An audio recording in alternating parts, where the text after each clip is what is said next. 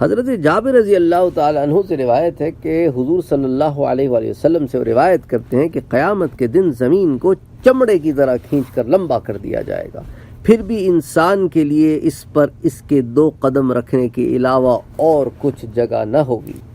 اس حدیث کو امام حاکم نے، امام ابو نعیم نے اس کو حلیہ میں روایت کیا، امام حاکم نے اس کو روایت کیا ہے، اس کو پھر شعب الایمان میں بھی روایت کیا گیا ہے، در المنثور میں بھی روایت کیا گیا ہے، اور کئی اور علماء جو ہیں اس کو بحوالہ عبد الرزاق اور عبد بن حمید اور ابن جریر وغیرہ سے روایت کرتے ہیں۔ اچھا، جنتی جو ہے وہ زمین کو روٹی کی شکل میں کھائیں گے۔ اس ضمن میں جو ہے حضرت ابو سعید خدری فرماتے ہیں کہ جناب رسول اللہ نے ارشاد فرمایا، روز قیامت میں زمین ایک روٹی کی شکل میں ہوگی جس کو اللہ جبار نے اپنے ہاتھوں میں اٹھایا ہوا ہوگا، جس طرح سے تم میں سے کوئی اپنی روٹی کو سفر میں ساتھ اٹھائے ہوتا ہے۔ یہ زمین جنتیوں کے لیے پہلی مہمانی ہوگی۔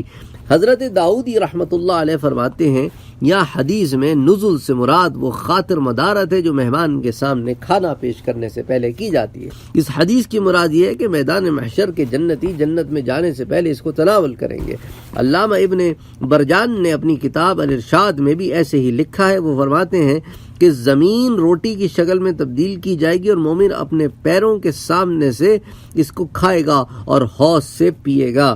اس کو البدور الصافرہ میں روایت کیا گیا ہے۔ علامہ ابن حجر رحمۃ اللہ علیہ فرماتے ہیں کہ اس حدیث سے ثابت ہوتا ہے کہ مومنین کو میدان حشر کے طویل ہونے کی وجہ سے بھوک کی تکلیف نہیں دی جائے گی، بلکہ اللہ اپنی قدرت سے زمین کی طبیعت کو بدل دیں گے، حتیٰ کہ وہ اپنے پیروں کے نیچے سے اس کو بغیر کسی تکلیف کے اور محنت کے اللہ کی منشاء کے مطابق تناول کریں گے۔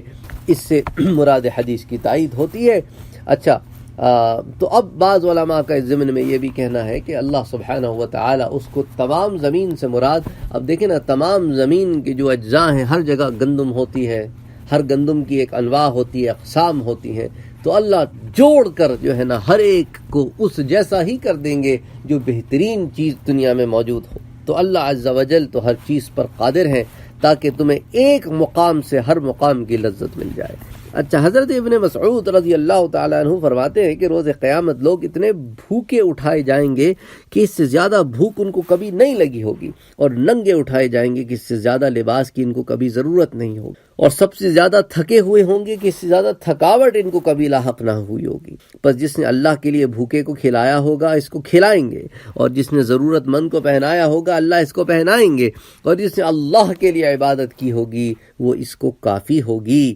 اس کو البدور الصافرہ میں، تذکرۃ القرطبی میں، اور اس کو بحوالۃ ابن ابی الدنیا فی اصطناع المعروف میں بھی نقل کیا گیا ہے۔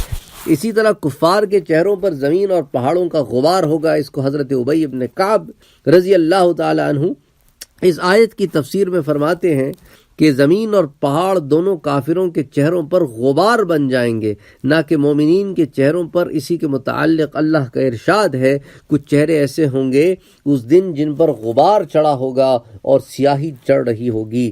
تو بدور الصافرہ میں یہ حدیث آئی ہے۔ پھر اس کے علاوہ جو ہے اس کو امام حاتم نے بھی روایت کیا ہے، اور الذہبی نے اور البہقی نے، اور در المنثور میں بھی آیا ہے۔